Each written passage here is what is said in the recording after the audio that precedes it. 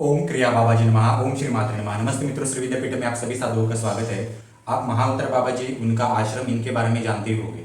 महाअवतार बाबा जी के आश्रम को लोग सिद्धाश्रम, गौरी शंकर पीठ, ज्ञानगंज, शांबाला ऐसे अलग अलग नामों से जाने जाते हैं। परंतु क्या सच में गौरी शंकर पीठ ही महाअवतार बाबा जी का आश्रम है, शांबाला भी उनका आश्रम है? ये सारी हकीकत हमें जो है वो देखनी पड़ेगी। अभी कुछ जो किताबें हैं कुछ लोगों ने लिखी हुई, उसमें ये भी लिखा हुआ है कि केदारनाथ से ऊपर आप जाएंगे, बद्रीनाथ से ऊपर आप जाएंगे तो जो एक स्वर्गारोहिणी एक एरिया लगता है, तो स्वर्गारोहिणी से आगे पांडव निकले थे स्वर्ग की ओर, तो वहीं से आप आगे आगे बढ़ते जाएंगे, ट्रेकिंग करते जाएंगे, तो वहां पर एक महाअवतार बाबा जी के आश्रम से आप गुजरते हो, जो third dimension, fourth dimension, fifth dimension में अदृश्य जगत में वो आश्रम स्थित है। तो असल में ये कुछ लोग ये भी बताते हैं कुछ हिमालय में उनका आश्रम है। अगर आप पूरा वर्ल्ड का डायग्राम देखेंगे तो हिमाचल प्रदेश कहाँ है, जम्मू कश्मीर कहाँ है, उत्तराखंड कहाँ है, इसमें हजारों मील की दूरी है। अब इन बहुत सारी किताबें पढ़कर, कहीं से कुछ सुनकर लोग इतने आकर्षित हो जाते हैं और भावुक हो जाते हैं। ये कितने लोग कितने सालों से हिमालय के, उत्तराखंड के परिक्रमा लगा रहे हैं, टूर कर रहे हैं कि कहीं से उनको दरवाजा खुल जाए और कहीं किसी गुफा में घुस जाए और महाअवतार बाबा जी के दर्शन हो जाए। ऐसे कितनी सारी कल्पनाओं में लोग जीते हैं। कितने सारे ऐसे लोग हैं जो अलग अलग कथाएं पढ़ते हैं, सुनते हैं और उनको स्वप्न में महाअवतार बाबा जी के दर्शन होते हैं और ना जाने बहुत सारे। तो ये सारी घटनाओं में असल उनका आश्रम कहाँ है, इनके बारे में हम जानेंगे। गौरी शंकर पीठ मतलब क्या है, ज्ञानगंज मतलब क्या है, शांबाला असल में सच में अरुणाचल प्रदेश या चीन में जो एक बाउंड्री लाइन है तिब्बत की, वहां पर असल में शांबाला अस्तित्व में है क्या, ये सब हम देखेंगे। सिद्धाश्रम है क्या, ये सारी चीजें हम थोड़ा सा देखेंगे। और इसमें महाअवतार बाबा जी का और भी गोपनीय आश्रम कौन से है, इसके बारे में भी जानकारी लेंगे। ये नॉलेज अन्य कहीं इतना उपलब्ध नहीं है। हम पूरा रिसर्च करके पूरा स्वामी समर्थ जी के आशीर्वाद से हम ये आपके सामने रखते हैं। हमारे पिछले सारे आर्टिकल्स देखे, लेक्चर देखे, आपको पता चलेगा कि हमारा एडवांस नॉलेज है और ये एडवांस नॉलेज अन्य कहीं उपलब्ध नहीं है। तो मैं ये जो लेक्चर आपके सामने प्रस्तुत कर रहा हूं, अगर आपको अच्छा लगे तो ले लीजिए। बाकी हमें फोन करके ये मत पूछिए कि आपको कहां से मिला, कहां से नहीं मिला। इससे अच्छा है हमारे पहले लेक्चर देखिए, हमारा वेबसाइट देखिए श्रीविद्यापीठम.com, तो आपको पता चलेगा हमारा नॉलेज कितना गहरा और सूक्ष्म है। तो इस लेक्चर को शुरुआत करने से पहले हमारे श्री विद्यापीठम द्वारा आपको कोई भी साधना करनी है तो सिद्ध कुंजी का साधना है, जिसमें चामुंडा तपन, चामुंडा अभिषेक है। उसके बाद राजश्यामला साधना है, मातंगी की साधना है, मनसा देवी की साधना है। इन साधनाओं का आप लाभ ले सकते हैं पितृदोष के लिए, कुल देवी के लिए, और आगे बढ़ सकते हैं। बाकी अन्य साधनाओं के बारे में, अन्य नॉलेज के लिए हमारे डिस्क्रिप्शन बॉक्स में सारे कोर्सेज के लिंक दिए गए। एडवांस श्री विद्या एसेंशियल, कालीकुल श्री विद्या एसेंशियल और श्री विद्या एसेंशियल। अब हम लेक्चर के लिए शुरुआत करते हैं। महाअवतार बाबा जी का जो ओरिजिनल आश्रम है ये स्वर्गारोहिणी के पास नहीं है, जो उत्तराखंड में आगे जो दिखाया जाता है, आप मैप में देखिए, स्वर्गारोहिणी के आगे लोग जाते हैं उनका आश्रम ढूंढने के लिए। असल में वहां आश्रम नहीं है। स्वर्गारोहिणी का जो आश्रम किताबों में कुछ लोगों ने लिखा हुआ है, ये महाअवतार बाबा जी के अंदर बहुत सारे गुरु है। ये हजारों सालों में जो सेपरेट हुए गुरु है, इन्होंने छोटे छोटे आश्रम अलग आयामों में बनाए हैं जिसको मनुष्य अपने आंखों से नहीं देख सकता। तो उसमें से एक गुरु का आश्रम वहां पर है। तो इतने सालों में आप देखिए गांव में क्या होता था कि कोई घटना असल में कैसे घटित हो चुकी है इसके ऊपर ना ध्यान देकर भ्रमित बातें जो है एक से दूसरी तरफ जाती है, और इसी के कारण किताबें लिखी गई, ग्रंथ लिखे गए, बहुत सारे भ्रम जो है हमारे हिंदू धर्म में फैलाए गए। तो स्वर्गारोहिणी का ये किस्सा है।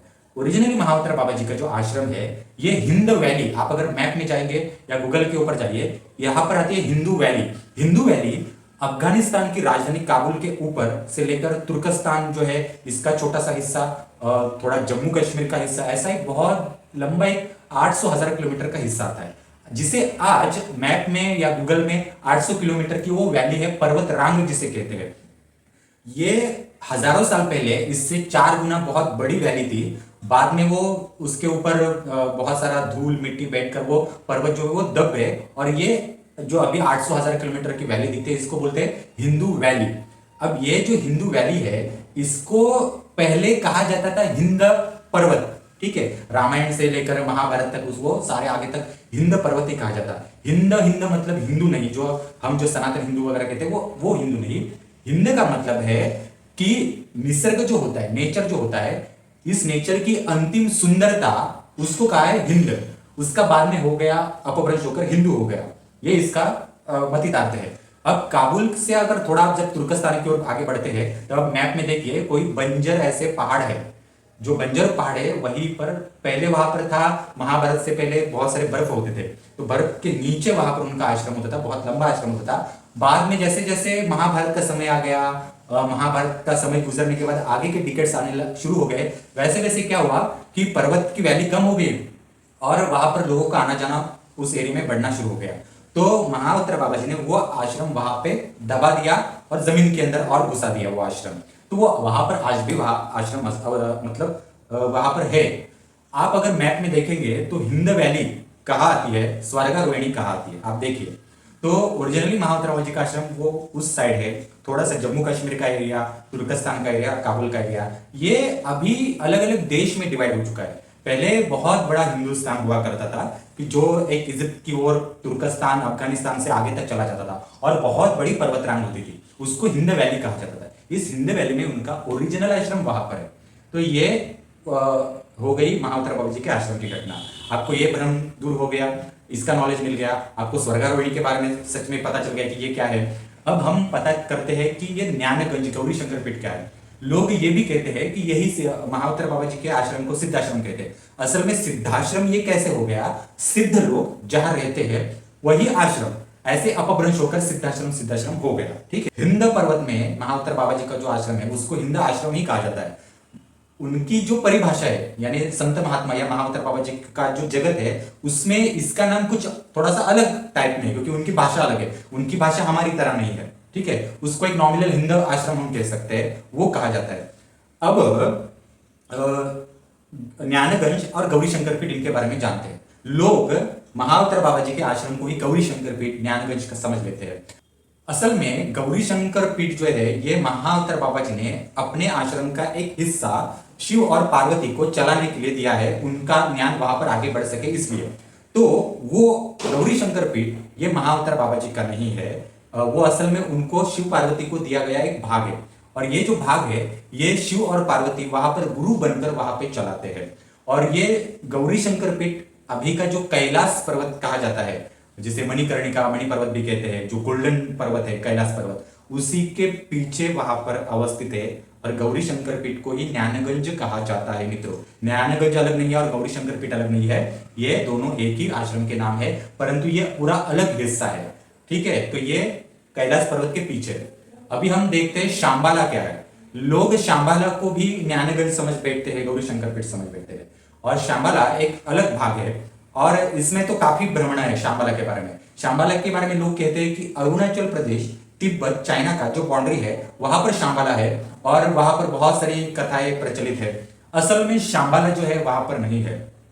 शांबाला जो है ये गोवर्धन पर्वत जो है, हाँ, असल में पुराना गोवर्धन पर्वत ये काफी बड़ा था, काफी ऊंचाई पर था और काफी विस्तारित था। ये बाद में अभी हजारों सालों में वो दब दब के छोटा हो गया, तो वो 11 किलोमीटर की परिक्रमा में वो समा गया।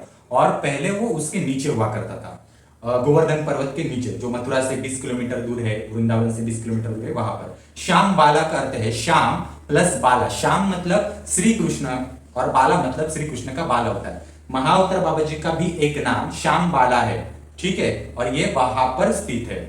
तो श्याम बाला पहले क्या हुआ था कि ये श्री कृष्ण जी के जन्म से पूर्व वहां पर अवस्थित था, उस बड़े पर्वत पर ये आश्रम महाउत्र बाबा जी का। तो बाद में पर्वत उठाने वाले थे श्री कृष्ण, ये पहले से ही इन संतों को पता चल जाता है। तो कुछ समय के लिए शांबाला का जो आश्रम है उन गुरुओं ने और महाउत्र बाबा जी ने अभी का वहीं पर एक राधा कुंड का एरिया है, वहां पर उन्होंने ट्रांसफर कर लिया। वहां पर राधा कुंड पहले नहीं था, बाद में राधा कुंड 1-2 साल के बाद बना, वहां पर पानी आया, राधा जी ने वहां पर अपना एक अलग कुंड बनवाया, और जब कुंड बनवाया तो फिर महाउत्र बाबा जी ने वहां का आश्रम फिर से पुरानी जगह गोवर्धन पर्वत में ट्रांसफर कर लिया। वहां अभी भी शांबाला अवस्थित है, जमीन के नीचे है, और ओरिजिनल शांबाला वहां पर है। अब तिब्बत, चाइना और अरुणाचल प्रदेश की बाउंड्री पर जो कहा जाता है कि वहां पर शांबल है और उसकी बहुत सारी कथाएं प्रचलित है, भ्रमित कथाएं प्रचलित है, उसके बारे में कुछ बहुत सारे बताते हैं लोग। तो वो शांबला नहीं है, वहां पर एक राजमहल है, वो भ्रमित योगिनियों का राजमहल है, राक्षसी या दानवी योगिनियां कहते हैं उनका राजमहल है, जिनके पास मायावी शक्ति है, दानवी शक्ति है। वो किसी को भी बहकावे में और वशीकरण डालकर कुछ भी दिखा सकती है, वो फंसा सकती है, कहां से भी कहां किसी को पटक सकती है। और उनके डायमेंशन में कोई अगर घुसा तो उसको पूरा भ्रमित कर देती है, वो फंसा देती है। तो एक पूरा भ्रमित माया जाल का जो एरिया है उसको नाम पड़ गया शांबला। असल में वो शांबला नहीं है, वो योगिनियों के वहां पर राजमहल है और वो भी अलग डायमेंशन में है, पूरे भ्रमित है। ठीक है, अगर वहां पर कोई चला गया फिर वो वापस आ नहीं सकता, या भ्रमित हो सकता है या पागल हो सकता है। ये बातें असल में जो जो कही जाती है वो असली है और उसको नाम दिया गया है शांबला। अब आपको शांबला के बारे में पता चला, ज्ञानगंज पता चला, गौरी शंकर पीठ पता चला, ये सारी चीजें क्या है, हिंद वैली पता चली, उनका आश्रम। अभी हम ये देखते हैं कि इनके अलावा महाअवतार बाबा जी के आश्रम कहाँ कहाँ पर अवस्थित है। इसके अलावा भारत में बहुत सारे आश्रम है। एक जो आश्रम है वो मैं आपको बताता हूँ, भारत में जो आश्रम है ये पेन्ना रिवर जो है, पेन्ना रिवर आई थिंक ये तमिलनाडु आंध्र प्रदेश यहाँ पर है। पेन्ना रिवर गूगल के ऊपर आप जाइए, पेन्ना रिवर के पास पेन्ना रिवर आप देखिए, पेन्ना रिवर जिन पहाड़ों के बीच में से गुजरती है, इन पहाड़ों के बीच में महाअवतार बाबा जी के एक शिष्य, उनका आश्रम पेन्ना रिवर के पास उस पहाड़ के अंदर है। तो वो एक जगह है। उसके बाद दूसरी जगह है रशिया का जो नीला रिवर है। तो नीला रिवर जहां पर खामरा परिसर है वहां पर है। आप अगर फोटो देख सकते हो उसके, आप मैप में जाइए और गूगल के ऊपर जाइए और नीला रिवर डालिए, नीला रिवर खामरा। तो खामरा नीला रिवर डालेंगे तो वहां पर आपको हिमाचल प्रदेश जैसा ही प्रदेश दिखाई देता है, बहुत सुंदर। वहां पर एक बहुत बड़ी संस्था या बहुत बड़ा आश्रम अंडरग्राउंड महाअवतार बाबा जी का एक रशिया में है। तो ये एक रशिया का हो गया, एक मैंने पेन्ना रिवर इंडिया का बताया। दूसरा एक आश्रम है ये तुर्कस्तान में है। तुर्कस्तान का इतिहास बहुत बड़ा है। जो इस्तांबुल जिसे कहा जाता है, तो पूरा तुर्कस्तान यूरोप और इस्लाम इनको ज्वाइन करने वाला जो परिसर है उसको टर्की कहते हैं, तुर्की तुर्कस्तान बोलते हैं उसको। तो ये जो टर्की है, यहाँ पर इस्तांबुल वगैरह, यहाँ पर बहुत अप एंड डाउन हो चुके हैं और वहां बहुत बड़ा इतिहास है।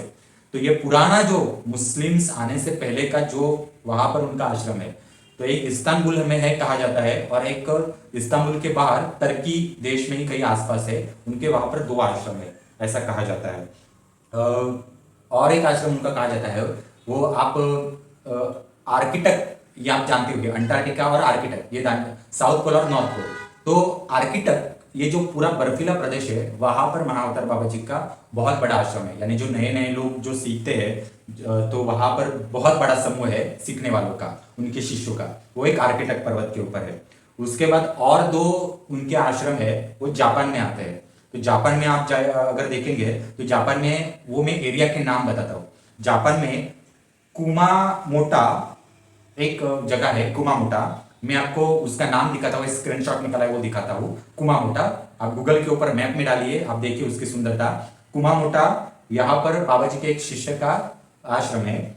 और जापान में एक दूसरी जगह है, उसको कहते हैं अकियोशिडो केव। ये अकियोशिडो केव है, ये बहुत सुंदर केव है। यहाँ पर बाबा जी का खुद का एक, हम कह सकते हैं, आश्रम है और ये बहुत बड़ा आश्रम है। इसी केव, यहाँ केव में लोग जाते भी है, तो इसी केव के पीछे अंदर वो आश्रम है। तो ये इतने बाबा जी के आश्रम मैंने आपको बताया, और ये बहुत सुंदर आश्रम है यहाँ पर। तो ये मनुष्य को तो नहीं दिखा सकते, मनुष्य देख भी नहीं सकते, परंतु आप गूगल के मैप के ऊपर जाकर वो एरिया देख सकते हैं, कितना सुंदर और भव्य दिव्य है। और ये नॉलेज मैंने आपका भ्रम दूर होने के लिए मैंने बताया है कि ये किस प्रकार से है। हिंद वैली बहुत इंपॉर्टेंट है, और ये पूरा पहले हिंदुस्तान हुआ करता था, तब ये हिंद वैली बहुत लंबी हुआ करती थी। आप मैप के ऊपर जाने के बाद आपको समझ में आएगा। अभी मैप के ऊपर उसको हिंदू वैली कहते हैं, हिंदू पर्वत, जो 800 किलोमीटर की बहुत बड़ी रेंज है पर्वत की, वहां पर उनका स्थित है। ठीक है, तो मित्रों नमस्ते, आपको कैसे लगा, धन्यवाद। ये लेक्चर जरूर बताइए और हमारे ग्रुप में शामिल हो जाइए। डिस्क्रिप्शन बॉक्स में सारे कोर्सेज के लिंक दिए गए हैं। हमारे ये जो नॉलेज है वो अन्य कहीं उपलब्ध नहीं है। आप हमारे लेक्चर पुराने देखिए, हमारा वेबसाइट देखने के बाद आपको ये सारी चीजें समझ में आएगी। आशा करता हूँ आपके सारे भ्रम है ये पूरे के पूरे दूर हो गए होंगे। ऐसे ही महाअवतार बाबा जी के बारे में अलग अलग में नॉलेज आपके सामने लेकर आऊंगा कि उनके आश्रम में कौन कैसे कैसे सीखता है, उनके आश्रमों की रचना कैसी है, ग्रंथालय उनके कैसे है, कैसे ग्रंथ लिखे गए, ऐसी काफी सारी चीजें उनकी है। तो वो थोड़ा थोड़ा करके मैं कभी ना कभी आपके सामने लेकर आऊंगा मित्रों। धन्यवाद। हमारा यूट्यूब चैनल शेयर कीजिए और सब्सक्राइब कीजिए।